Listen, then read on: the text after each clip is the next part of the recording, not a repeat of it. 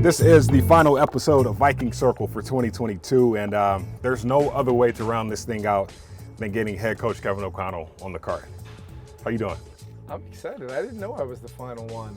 Yeah, this is a preseason type of deal. Yeah. So once we start, competing with the players and the numbers and some of our other content is like, hey, let that kind of reign supreme then outside of this. So glad to have you on. Yeah, appreciate you finally making some time for me, man. This is about 2 or 3 years overdue. I know a lot of people know we both work together in Washington. Yeah, so no doubt. it's good to get you when it really matters. And I know February 16th was the day you became the Vikings head coach. And I know it's been go, go, go, go. Yep. What makes you take a deep breath? Well, luckily I got to do that this summer with my family, just kind of step away for a second. What I've learned, as opposed to when you're a coordinator or position coach, and those jobs are very time consuming as well, but when you're the head coach, you take that breath and you immediately feel guilty for it because you know that there's something, someone, some place that you need to either be or someone you're supposed to be talking to or preparing for something. But I got great people around me, Gabe, I really do, and it's just a matter of making sure that I manage my time now as well as possible, and sometimes that means no breath, no sleep, no nothing, but that's okay, man. I'm loving it. Can you give me an example of time management now as a head coach versus an assistant coach? Yeah, I think so much of what you do as an assistant coach, you're kind of waiting sometimes. You're kind of waiting for either the game plan to get done. When you're a position coach, when you're the coordinator, a lot of times you're, sitting right alongside, the head coach who's the play caller, who, like, I'll be here. But, what I do now is, I got to get in early. I got to get in early and try to get those couple hours in of football time because that is not guaranteed in this profession, especially in this role now, to get that time. You never know what could come up, something with a player where you got to be there to support them, or something with somebody on your staff, or maybe it's just something in the organization that's something that we need to make sure is gets handled, and that could take away. So I always try to get in early, get the football time in, and manage my time by kind of creating time that way. Creating that time only creates opportunities for people to be successful, and I think your track record has shown that you've been successful in the past, not even as just a football coach.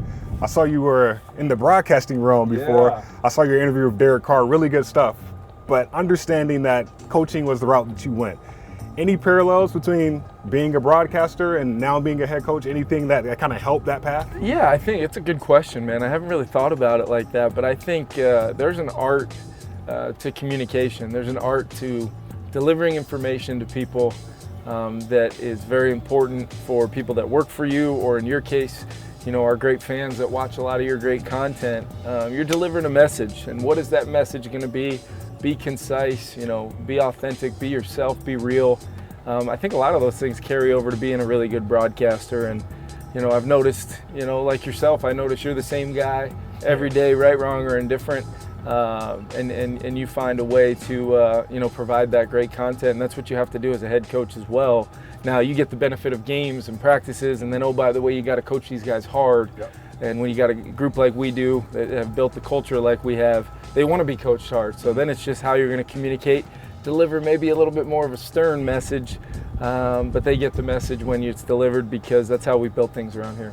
Man, speaking of stern messages, I feel like a lot of that kind of applies to being a father too, right? Yeah. I mean, I know your third is due sometime in November? Yeah, actually the fourth. The fourth? So your fourth is due sometime in November? Yeah, and I'll tell you what, I've been a lot more successful delivering messages to our team than I am to those three kids, who are just amazing. But my wife, Leah, is the one that deserves all the credit for that, and I just try to, when I get a chance, especially during the season, our times as a family, when we're all together, they're few and far between, not enough for me in any way, shape, or form. So when I get that time, I make sure I'm the fun dad. I'm the guy that they got to remember 4 or 5 days from now, when the next time they may see me awake. So that's definitely something that I'm always improving on. And with a fourth on the way, I sure have had enough practice at it.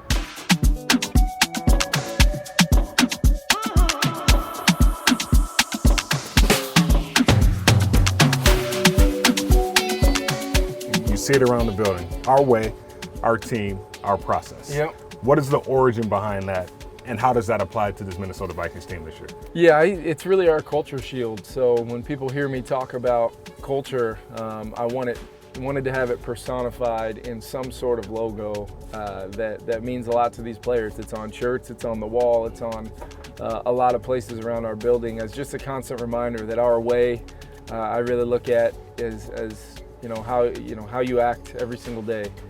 We don't have a lot of rules, have great leadership that kind of can handle a lot of the things within that locker room themselves, but I'd say that we're a team that relies on one another. Our way is that collaboration between coach and player, and making sure that we care about one another. And when things get hard, that's what we're going to rely on. The adversity will hit in an NFL season. It always will. Toughness will be tested both mentally and physically.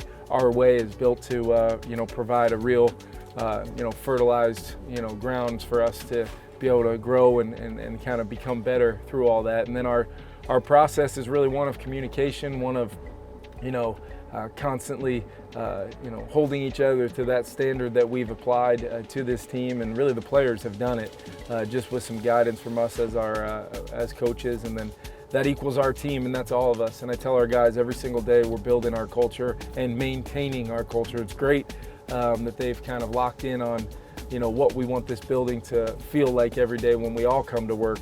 Now it's a matter of, can we withstand and can we be that same team through thick and thin in this 2022 journey that I'm excited as heck to start. I know it's one day at a time. Yeah.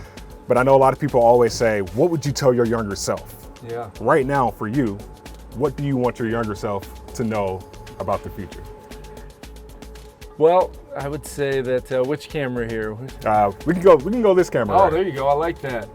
I would say trust in really two things: trust in hard work, and never sacrifice that, and then trust in the people around you, coaches, players, and most importantly, family, to help you craft the plan and the journey ahead to allow you to one day become a head coach in the National Football League and get to build it the way you want, how you see most likely finding success, and then in the end, like we've talked about a lot, doing it together every step of the way, relying on those people that have helped get you here.